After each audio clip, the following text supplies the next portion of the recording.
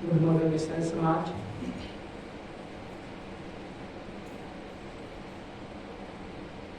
इस कार्यक्रम में विराजमान हमारे संत द्वय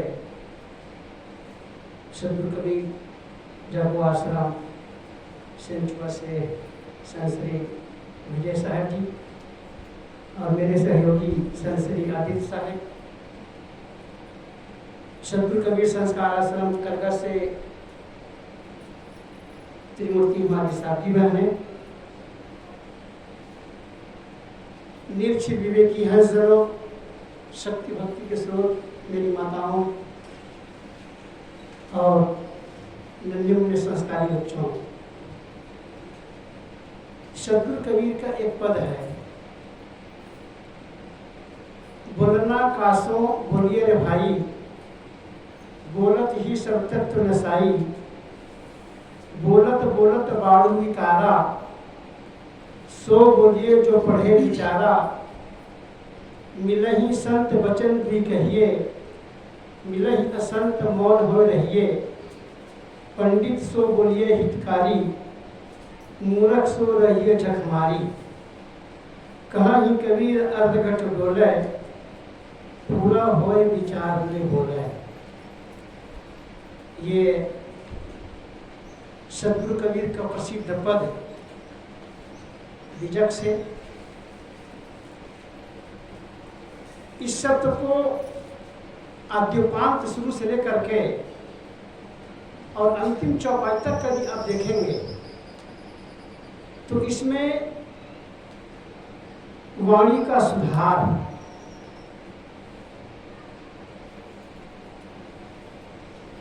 वाणी हमें कब बोलनी चाहिए, कैसी बोलनी चाहिए, कहाँ पर बोलनी चाहिए, किससे बोलनी चाहिए और कितनी बोलनी चाहिए, ये माप है।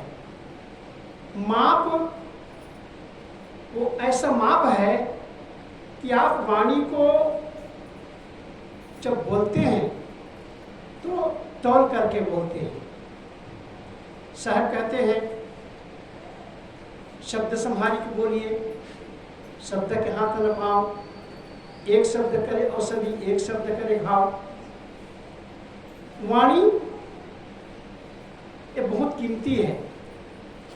यदि आप रामायण खोलकर देखेंगे, यदि आप महाभारत के कारण को जानेंगे तो सबसे बड़ा कारण आपको मिलेगा। रामायण के पीछे आप तहकीकात कीजिए, आप खोज कीजिए, सर्च कीजिए कि रामायण की शुरुआत हुई कहाँ से और महाभारत की जो शुरुआत हुई है। अब दोनों के ऊपर यदि आप फोकस करें तो आपको पता चलेगा इसके पीछे सबसे बड़ा कारण वाणी है। वाणी, ऐसी वाणी बोलिए मन का आपा खोए, औरन को शीतल करे आपको शीतल होए। साहब ने इतनी साखी कह गए हैं वाणी के ऊपर में, बोलत ही पहचानिए साहू चोर का घाट, अंतर्घट की करनी निकले मुंह की बाट। ये हमारी अंतरात्मा की आवाज, कभी कभी कहते हैं ना कि कभी कभी हमारी आवाज जब निकलती है तो वो आवाज बिल्कुल सही हो जाती है। और हम अक्सर करके जब हम रामायण की चौपाई जब कहते हैं तो दो चौपाई अक्सर करके हमारे सयाने लोग बोलते हैं, विठा न जाहि संत ऋषि वाणी, और साधु से होए न कारज हानि, यही सन हट करिहो पहचानी। बहुत वाणी यदि आप देखेंगे, रावण और मंदोदरी और रावण और उनके सुपुत्र मेघनाथ, रावण और उसके सहयोगी सुमंत जी, अथवा तो उसके देख रेख करने वाले सचिव, एक एक चौपाइयों में ऐसी ऐसी बातें वो कह जाते हैं। यदि आप उन चौपाइयों पर ध्यान देंगे तो आपको लगेगा कि नहीं, कुछ तो गड़बड़ है। जैसे कहा ये सचिव सब ठाकुर सुहाती। ठाकुर सुहाती उसको कहते हैं, बोलने में बढ़िया लगती है बातें, लेकिन उस बात का जो रिजल्ट है, उस बात का जो परिणाम है, बहुत खतरनाक हो जाता है। कहा ये सचिव सब ठाकुर सुहाती, नाथन पूरा आओ यही भांति, जेहि बारिश बंधाई भेला, उतरे सैन्य सुमेत सुबेला, बचन परम हित सुनत कठोरे, कहा ही जो सुना ही के नर प्रभु थोरे। ये रामायण की चौपाई है। कभी कभी कठोर वाणी हमारे महापुरुष कहा जाते हैं, उसके पीछे एक हेतु होता है, उसके पीछे बहुत बड़े कारण होता है, और ये होता है कि उनकी वाणियों के पीछे हमारा हित छिपा होता है, हमारा कल्याण छिपा होता है। कभी कभी गुरु डांट देते हैं, कभी कभी हमारी माताएं अपने बच्चों को डांटती है, तो क्या माता पिता कभी बच्चों का हित चाहते हैं? इस दुनिया में कोई ऐसे माता पिता नहीं है जो माता पिता अपने बच्चों का, अपनी संतान का अहित चाहते हो। हमने नहीं देखा, और इसीलिए इतिहास में कहा गया है, माता कुमाता न भवति। माता कभी कुमाता नहीं हो सकती है। पिता कुमाता पिता एक बार कुपिता हो सकते हैं, लेकिन माताओं के अंदर में वो प्रकृति ने ऐसा वरदान दिया है, प्रकृति ने ऐसा कुछ उनके पीछे एक क्षमता दी है माताओं के पीछे, कि वो क्षमता का उपयोग केवल हमारी माँ ही कर सकती है। कभी कभी मुझे जनरल नॉलेज में जब बात आती है, किसी ने पूछा खान सर, अभी बिहार में खान सर बहुत प्रसिद्ध हुए पूरे भारत में। खान सर इतने हाजिर जवाबी हैं, कहते हैं यदि हमको भगवान को देखना है तो हम किनको देखें? उन्होंने कहा परमात्मा ने भगवान के रूप में हमारी माँ को भेजा है। माँ कितना दुलार करती है, माँ कितना प्रेम करती है, बच्चों का कितना वश बनाती है। भगवान के रूप में, ब्रह्मा विष्णु महेश के रूप में, प्रत्यक्ष शिव शक्ति के रूप में यदि भगवान ने भेजा है तो ये हमारी माँ है। तो पत्रकार ने और उठाकर पूछ लिया, और शैतान के रूप में, सजा के रूप में? बोले सजा के रूप में यदि किसी ने भेजा है तो पत्नी को भेजा है कि तुम उस पर क्या करना, परेशान करना। माँ है वो तो कल्याण के रूप में आ गई, भगवान के रूप में आ गई, और सजा किसी को देना है तो भगवान ने किसको भेजा? तो खान सर कहते हैं पत्नी को भेज दिया है। कभी कभी पत्नी इतने खतरनाक हो जाती है, जीना दुभार कर जाती है, और इसलिए शायद सभी कबीर को कहना पड़ा, सांप बिच्छू का मंत्र है, महुरा उछाला जाए और विकट नारी के पाले पड़े तो काढ़ी का ले जाता है। बहुत कठोर वाणी है ये, और वाणी कठोर होती है, उसके पीछे परिणाम होता है कल्याणकारी। कभी कभी बात बहुत मुचुकड़ी होती है, ठाकुर स्वाति लोग कहा जाते हैं। हम अक्सर बोलते हैं कि अरे यार तू मुझे चने के झाड़ में मत चढ़ा। और जानते हैं चने के झाड़ में चढ़ाना, चने का झाड़ कितना बड़ा होता है, और चने के झाड़ में आपको चढ़ाएगा तो आप चढ़ेंगे कैसे? लेकिन एक कहावत है कि आप मुझे चने के झाड़ में आप मुझे चढ़ा रहे हो, लेकिन पोल पट्टी कब खुलती है? पोल पट्टी खुलती है बोलत ही पहचानिए। हम जब बोलते हैं तो हमारी अंतरात्मा की आवाज निकलती है। सदगुरु अभिलाष साहब जी बहुत ऐसे दृष्टांत दिया करते थे। एक बार सोनपुर मेला, बिहार का सबसे बड़ा मेला, भारत का पशु मेला बोलते हैं। वहां छोटे पशुओं से लेकर के बड़े पशु हाथी तक वहां पर खरीद बिक्री के लिए लोग लाते हैं।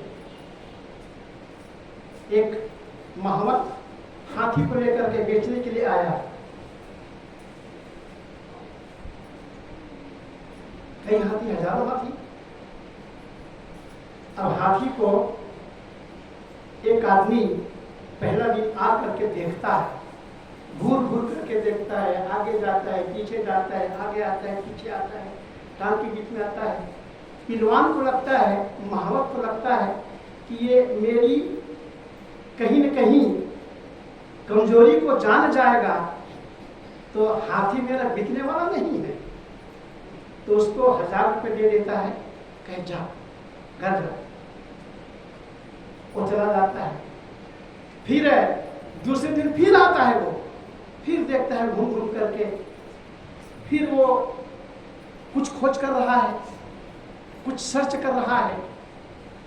फिर देखता है 2 घंटे 3 घंटे देखता है, फिर लगता है मोहम्मद को कि मेरा जो माल है हाथी का कमजोरी जान जाएगा, तो फिर मेरा हाथी बिकेगा नहीं।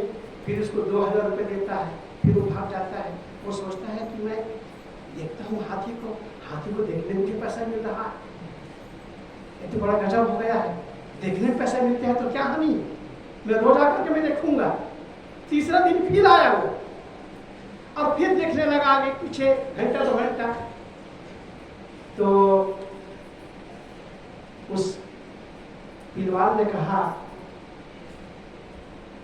भैया सही से मुझे बता दे, ये मेरा हाथी है, इसमें कमी क्या है? तो मैं देख रहा हूं कि हाथी का मुंह किधर है, मुख किधर है। बोले हरामजादे, तू पैसा ले आ, जो 2000 रुपये दिया हूँ उसको तू ले आ, उसके बाद मैं तुम्हें बताऊंगा कि हाथी किधर है, हाथी का मुंह किधर है और हाथी का टांग किधर है, मैं तुमको बताऊंगा। वो आदमी भला भला आदमी, पता नहीं किस प्रकार का आदमी था, तो चुपचाप गया और 2000 रुपये ले आया। बोल इधर सुन के, इधर हाथी का मुंह, दांत के नीचे ये हाथी का मुंह है। एक दृष्टांत है, साहब जी अक्सर दिया करते थे इलाहाबाद साहब जी। इसके पीछे रहस्य क्या हुआ, रहस्य कैसे खुला? उस आदमी को यह पता चला कि हाथी का मुंह कहां पर है, पता ही नहीं है। यदि वो नहीं पूछता कि हाथी का मुंह किधर है, तो वो शायद वो पहलवान ठगाता रहता, रोज ठगाता रहता हो, और 2-4 हजार रुपया तो लूट ही लेता हो सामने वाला। लेकिन बोलत ही पहचानिए साहू चोर का घाट, अंतर घटी करिए कब कहां पर क्या बोलना है, ये हमें संकेत करता है कि हम कहां पर क्या बोलें। कभी कभी 2 आदमी बोलते हैं और तीसरा आदमी जाकर के टपक पड़ता है, उसको कहते हैं आग में घी का काम करना। और कभी कभी हम समझाइश भी देते हैं, लेकिन 2 आदमी के बीच में यदि बात चल रही हो तो आपको बीच में जाकर के नहीं बोलना चाहिए। तुलसी झगड़ा बढ़न के बीच पड़ो मति धाय, और लहे लोहा पहन दो बीच रोई जाए। 2 के बीच में जैसे सास बहू का झगड़ा है तो बीच में मत बोलो, पिता पुत्र का झगड़ा है बीच में मत बोलो। हाँ बोलो, कब बोलो? जब शांत हो जाए तब बोलो। ये कब जो शब्द है ये हमें इंगित करता है कि हम कब बोलें और कब हमें बोलना है। ये हमें यदि आपको पता चल जाएगा तो मान करके चलिए आप सब जगह आप सफल हो सकते हैं। महात्मा गांधी और किपलिंग एक अंग्रेज थे और महात्मा गांधी भारत के एक अच्छे विचारक थे, चिंतक थे। किपलिंग ने महात्मा गांधी से पूछा, सर आप न बड़े रूपवान हैं, न गोरे हैं, न आपकी पर्सनालिटी है, लेकिन आप जहां पर आप जाते हैं, जिस जगह आप हाथ लगा देते हैं, आप सफल कैसे हो जाते हैं? तो महात्मा गांधी ने यही शब्द उपयोग किया था, कब, क्यों, कैसे, कहां पर, किससे। ये 5 शब्द का उपयोग महात्मा गांधी ने किया था। उनको अपने कोडिशन में कहा था, I have kept 6 honest men they taught me all I know. Their names are what and why and where and how and where and who. ये 6 जो शब्द हैं, ये परखी जानते हैं? परखी पोचिया जो होते हैं ना, आप लोग जब धान बेचते हैं तो पोचिया है ना, हम लोग बोरा भर करके रख देते हैं, तो पोचिया है ना, उसमें परखी लगाता है और परखी लगा करके खींच लेता है कि आपका धान असली है कि खदुमन वाला है। ऐसा ही परखी है। कब कब बोलना चाहिए, एक बार की बात है, कब बोलना चाहिए। हमारी माताएं कथा सुनने गई है, अक्सर करके माताएं जाती है, रामायण जब होती है गांव में, भागवत जब होता है तो हमारी माताएं जगह जाती है, भाई लोग भी जाते हैं। तो पंडित ने कहा देखो भाई, हरे राम हरे कृष्ण हरे राम सब लोग बोलो। अब पंडित है, सबको बोलवा रहा है, शुरू में बोलवाता है कृष्ण कृष्ण हरे हरे राम राम हरे हरे। तो एक नई बहू आई है, उसका 2 साल का बच्चा है। अब सब लोग कह रहे हैं कृष्णा कृष्णा हरे हरे रामा रामा हरे हरे। तो बहू क्या बोल रही है, पिंटू का पापा हरे हरे, चिंटू का पापा हरे हरे। तो सब लोगों का कहा भैया रामा रामा हरे हरे और पिंटू का पापा हरे हरे, चिंटू का पापा हरे, चिंटू पिंटू क्या है। तो सभी माताएं उसकी ओर देखने लगी, ये चिंटू पिंटू कहाँ से आ गया रामकृष्ण की जगह में, ये भागवत में चिंटू पिंटू कहाँ से आ गया। तो एक माता ने पूछ लिया कि बहन ये चिंटू कौन है। अरे भाई हम लोग पति का नाम लेते नहीं है, तो आप लोग रामा रामा, तो उसका नाम है रामकृष्ण, तो मैं कैसे मैं रामकृष्ण कहूं मैं, इसीलिए चिंटू पापा हरे हरे, पिंटू पापा हरे हरे। बीच में उनकी बेइज्जती हो गई। ऐसा क्यों बोला जाता है, अरे तुम्हारा पति का नाम है तो वहां पर मत लेना घर में, और यहाँ तो भगवान का नाम ले रही हो, यहाँ पति का नाम थोड़ी ले रही हो। तो वहां पर उनकी बेइज्जती हो गई बहू का। अक्सर करके हम जब कुछ बोलते हैं तो उसमें हमारी गंभीरता और अंदर की वजन, अंदर की जो रहनी वो छिपी होती है, वो हमारी वाणियों के द्वारा ही अक्सर करके वो बाहर आती है। आपने गांव में देखा होगा, गांव में किसी आदमी को, देखिए वाणी ही है वाणी, किसी आदमी को आप प्रेम से कहिए सूरदास जी, दोनों आंखें नहीं है, सूरदास जी, उसको बोलिए सूरदास जी, तो बड़े खुश होगा वो। हमारे सूरदास जी करके एक उत्तर प्रदेश में संत थे, बहुत जोर जोर बोलते थे और बहुत भजन गाते थे, वो चलता फिरता। उनको सूरदास साहब के नाम से उनको हम लोग जानते थे। उसका क्या नाम है हमें कुछ पता आज भी नहीं है, लेकिन उसका शरीर शांत हो गया। तो साहब जी हमारे गुरुदेव जी थे, सदगुरु श्री रामचंद्र साहब जी, उनके भंडारा में हर साल आते थे वो अयोध्या, और भजन अच्छे ऊंचे पूरे थे, हट्टे कट्टे, लेकिन आवाज़ बहुत कड़क आवाज़। और जब भजन जब करते चिल्ला चिल्ला के भजन गाते, ये माइक है ना, ये आवाज़ जितनी जा रही है ऐसे ही वो चिल्ला चिल्ला कर गाते हो, और बहुत बढ़िया भजन गाते थे वो। उनको सूरदास जी बोलते, सब लोग सूरदास जी के नाम से प्रसिद्ध थे। सूरदास जी को सूरदास जी बोलिए, लेकिन सूरदास जी को अंधा बोलिए आपको गाली आपको खाना पड़ेगा, आपको 2-4 गाली आपको पड़ जाएगी। जैसा को कैसा कहने में भी आपको सुधार करना है। इसीलिए हमारी माताएं है ना, माताएं अक्सर करके वाणी को सुधार भी करती हैं। सुबह से भी उठती हैं और 2-4 खटिया मुर्गा रोज लगाती हैं। इनसे पूछो, वाणी में जब कंट्रोल नहीं होती है तो 2-4 खटिया तो वो पूरा ज्यादा तो नहीं है, मेरा जहाँ ख्याल है परसुली भर में मान लीजिए 100-200 माता होंगी तो 2-4 10-20 तो ये खटिया मुर्गा लगाती होंगी। ये वाणी का सुधार है। और हम ये जानते हैं कि हमारे कहने से सत्यम ब्रूयात प्रियम ब्रूयात न असत्यम प्रियम ब्रूयात। सत्य बोलो और प्रिय बोलो। सत्यम ब्रूयात, सत्य बोलो और पीली बोलो। लेकिन तुलसीदास जी यहाँ पर उल्टा कहते हैं, सत्य बोलो लेकिन कठोर बोलो, क्योंकि ठकुर सुहाग क्या बोलते हो उसका परिणाम गलत होता है। इसलिए सत्य बोलो और कठोर बोलो।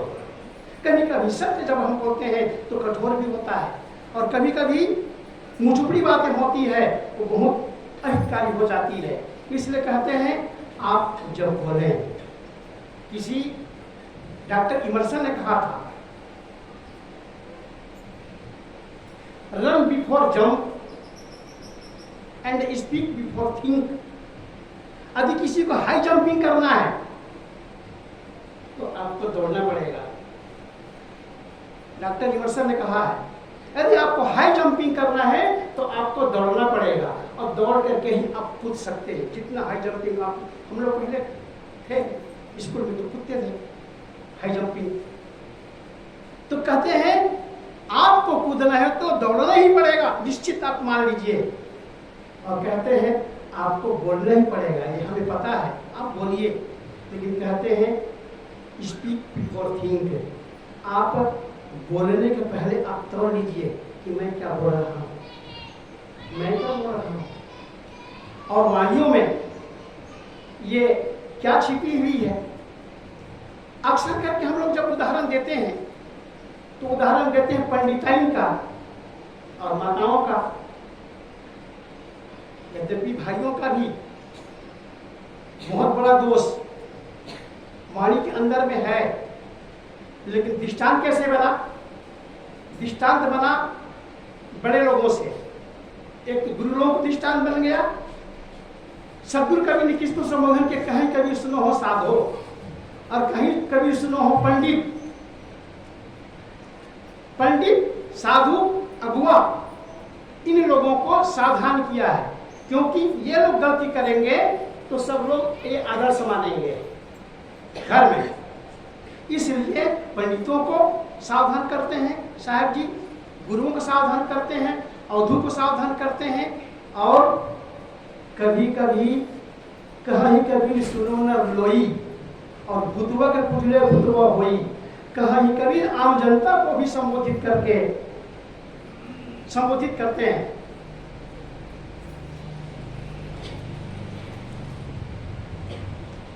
एक बार की बात है,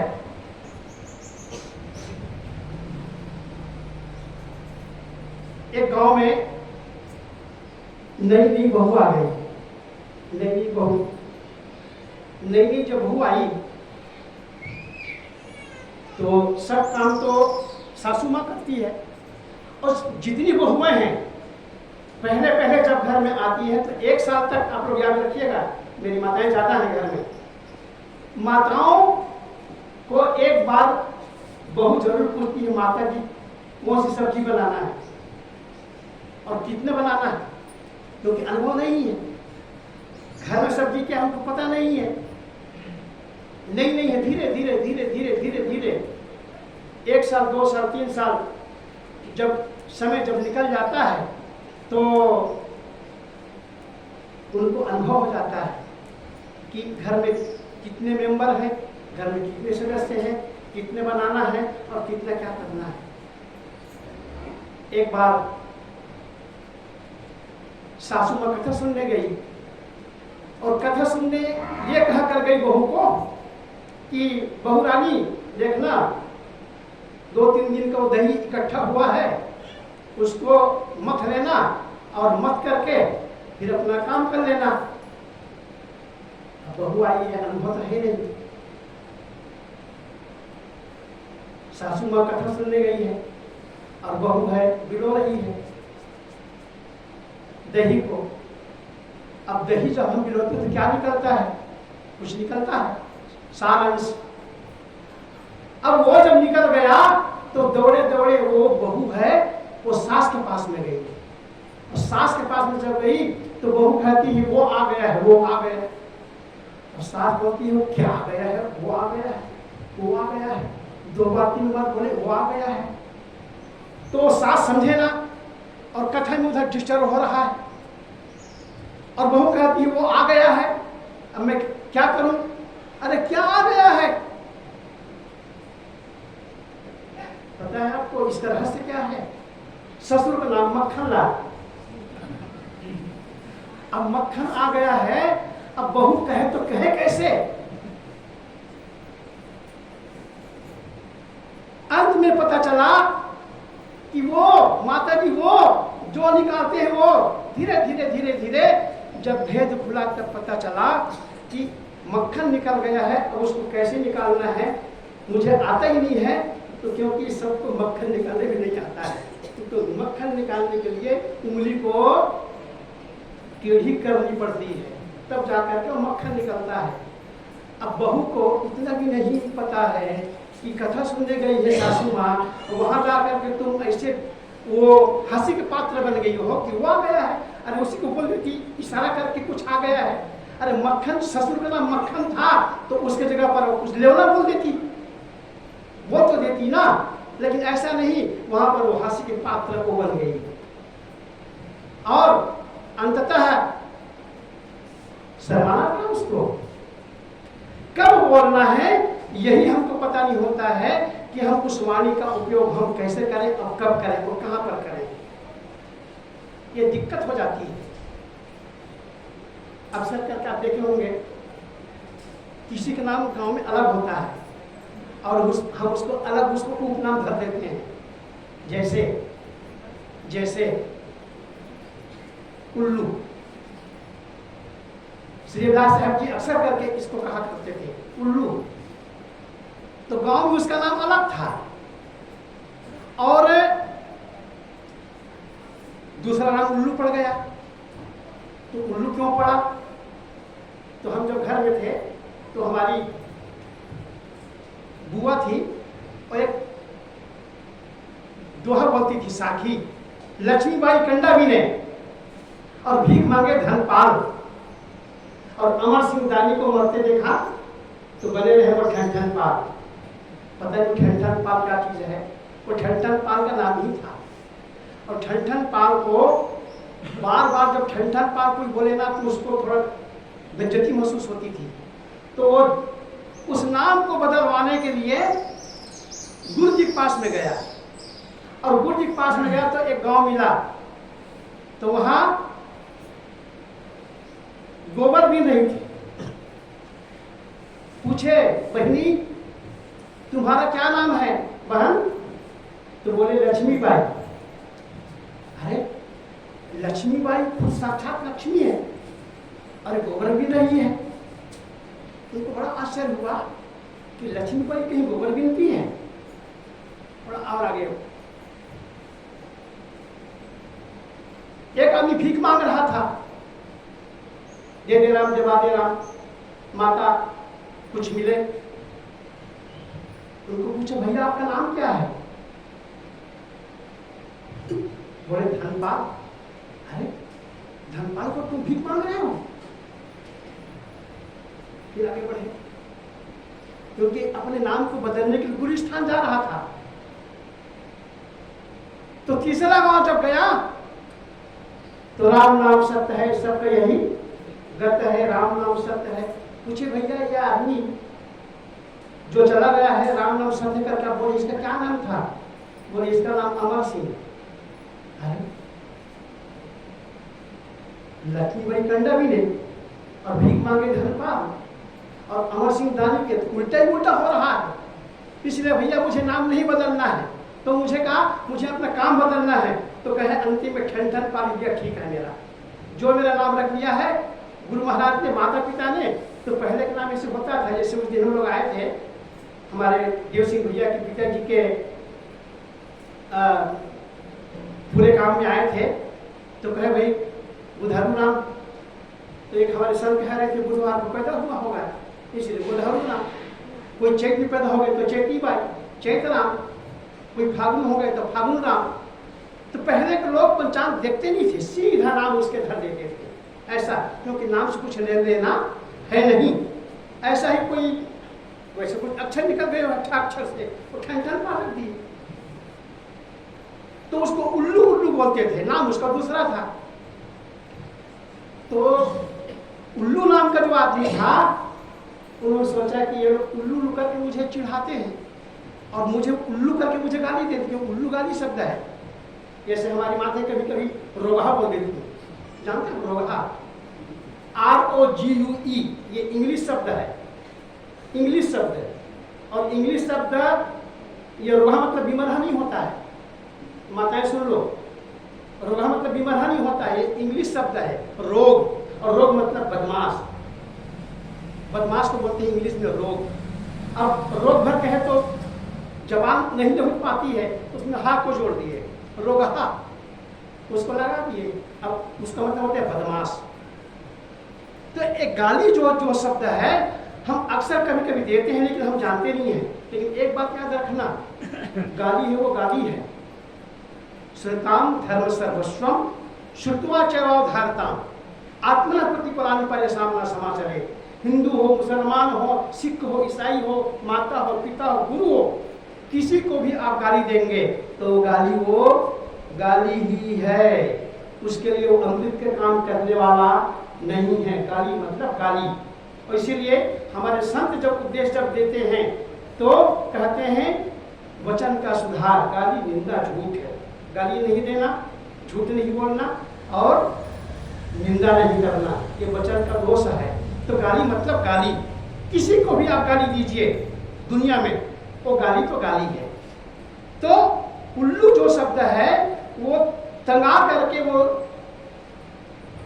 गांव से निकल पड़ा कि मुझे उल्लू कहते हैं, मैं दूर निकल जाऊंगा 10-20 को तो मुझे लोग उल्लू नहीं कहेंगे।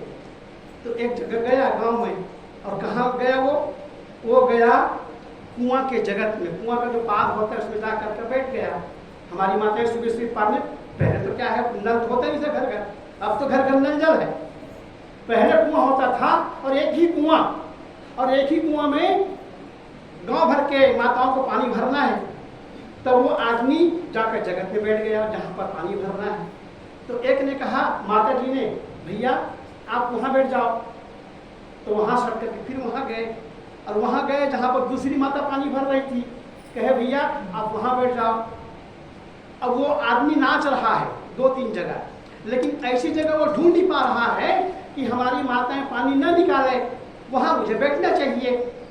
वो आदमी वो नाचता रह गया। तो एक माँ ने बोला कैसे उल्लू की तरफ ये है आदमी, ये उल्लू की तरफ कैसे काम कर रहा है? अरे एक जगह बैठना, ऐसी वाणी बोलो कि कोई न कहे चुप, और ऐसी जगह बैठो कि कोई न कहे उठ। लेकिन वो ऐसी वो घटना कर रहा है, ऐसा काम कर रहा है कि उल्लू जैसा काम कर रहा है। तब एक माँ के मुख से निकल गया उल्लू कहीं का। तो आदमी ये सोचा कि मैं तो 10 कोस में गांव छोड़ के आया हूँ। 10 कोस मतलब जानते हैं आप? 10 कोस मतलब कम से कम रायपुर, परसुली से। और रायपुर के वो मुआ गए, वो मुआ एक पारा मुआ है, अभी हम लोग का कार्यक्रम हो रहा है वहाँ। तो वहाँ गए और वहाँ जाकर के बैठ गए और वही हरकत किया जो हरकत गाँव में करता था।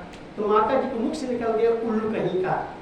तो वो उल्लू जिसको कहा वो बोलता है 80 कोस पर छोड़े गाँव, और तू कैसे जाने उल्लू नाम? माता जी मैं तो 80 कोस गाँव छोड़ के आया हूँ, और उल्लू नाम तू कैसे जान गई? कहे कूद कूदैया दाहिन बाँव, और तब में जाने उल्लू नाम।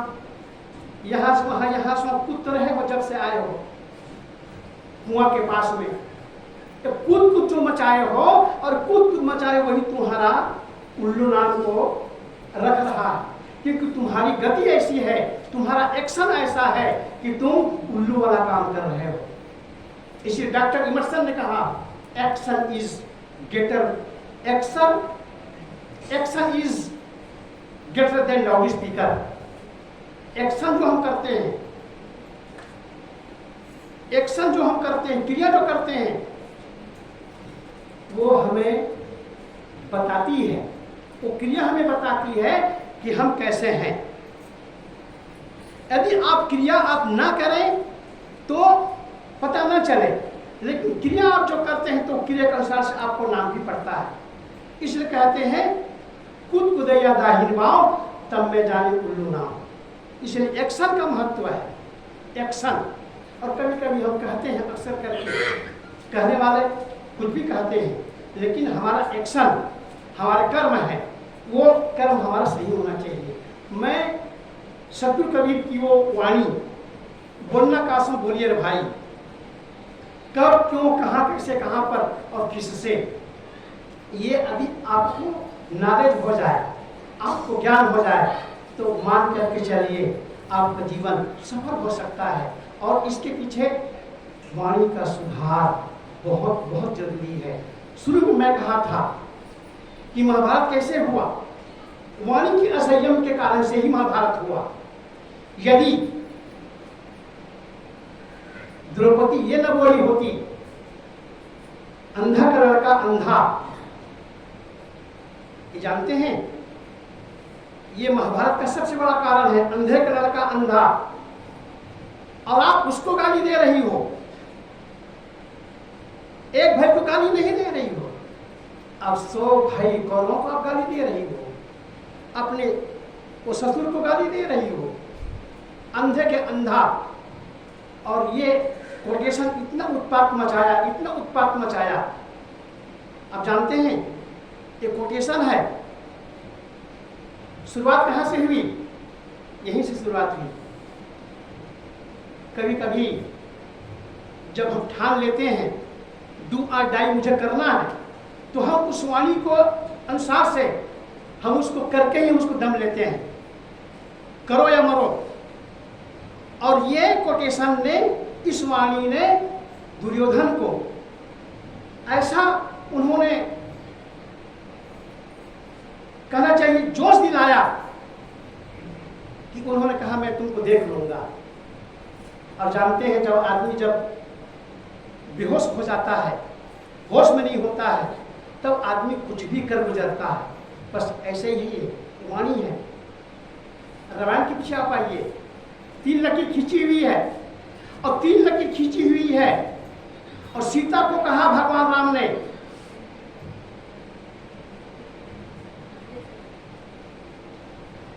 मर्यादा सिखाए, लेकिन राम जब कहीं गुम हो गए और राम मृग पीछे कहीं भागे, तो लक्ष्मण ने कहा था भाभी को, क्योंकि भाभी माता की तुल्य होती है, भाभी को कहा था भाभी मैं 3 लकीर में खींच रहा हूं, इस लकीर को कभी पार मत करना, और जिस दिन तुम पार कर जाओगी उस दिन तुम्हारा अपहरण निश्चित है।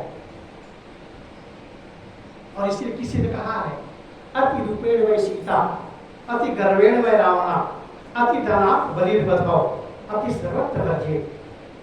सीता ने अति किया, रूप में तो सुंदर थी ही, लेकिन काम में भी सीता ने अति किया है। और अति यह किया है कि लक्ष्मण ने कहा था भाभी ये 3 रेख को पार मत करना, ये रेखा है ब्रह्म का रेखा है, इसको पार मत करना, और जिस दिन तुम पार हो जाओगी उस दिन फिर तुम्हारा सुरक्षित रहना निश्चित नहीं। और बिल्कुल वही हुआ। मारीच ने कहीं धोखे से राम का आवाज निकाला, कहीं और किसी का आवाज निकाला, और उसी में पढ़ करके लक्ष्मण को जाना पड़ा। लेकिन सीता की जो सोच थी इतनी बिगड़ गई, कहे तुम मुझे कैद में करना चाह रहे हो, तुम्हारा भाई विपत्ति में है और तुम मुझे कैद करके जा रहे हो, तुम चाहते हो कि तुम्हारा भैया मर जाए और मैं भाभी को रख लूं। इतनी इतनी अनाप शनाप उसमें गालियां दी गई है। अभी आपको पढ़ना है तो आप मानस रामायण आप मत पढ़िए, आप पढ़िए वाल्मीकि रामायण आप पढ़िए। सीता ने इतना गाली दिया है लक्ष्मण जी को, जबकि लक्ष्मण की भावना नहीं थी, वो तो भाभी ही मानते थे, और शुरू से अंत तक कहे कि मैं भाभी के मैं मुख को मैं नहीं देखा हूँ, भाभी की केवल मैं चरण को मैं देखा हूँ। लेकिन भाभी ने इतनी गलत सोच लिया लक्ष्मण के पीछे, और उन्हीं की सोच है उनको नीचे गिरा करके रख दिया, और अपहरण हुआ। कारण क्या था? वाणी का असंयम। लक्ष्मण की वाणी को कदर नहीं किया, माता सीता ने कदर की होती रामायण नहीं होती। और रामायण होती तो लंका का नहीं होता। एक ही शब्द बोला था मंदोदरी ने पति होने के नाते रावण को, जो परनार लीलार गोसाई तजहु चौथ चंदा की नाई। हे पतिदेव, मुझे पता है कि आप 4 वेद 6 शास्त्र के ज्ञाता हैं, आप मेरे पति हैं, और ये भी मुझे पता है कि आप मेरी बातों को नहीं मानने वाले हैं, फिर भी मैं दुस्साहस कर रही हूँ। आप सीता को दे दो भगवान राम को और समझौता कर लो और तुम अपने विनाश काल को बचा लो। लेकिन राम ने कहा नहीं, मैं झुकने वाला नहीं हूँ, क्योंकि मैं पंडित हूँ। अरे वाह, पंडित होकर के झुका नहीं, और अंततः रावण का विनाश हुआ। कारण क्या है? वानरों का असंयम। लक्ष्मण भाई की बातों को कदर कर लिया होता माता सीता ने, तो आज वो दिन देखना नहीं पड़ता। आप जानते हैं, अभी कुछ दिन पहले स्वामी रामभद्राचार्य, बहुत बड़े विद्वान, मिश्र परिवार से आते हैं, जौनपुर जिला के हैं, लेकिन बचपन से ही संत हैं और 100 पुस्तक के लेखक हैं और जगत गुरु हैं।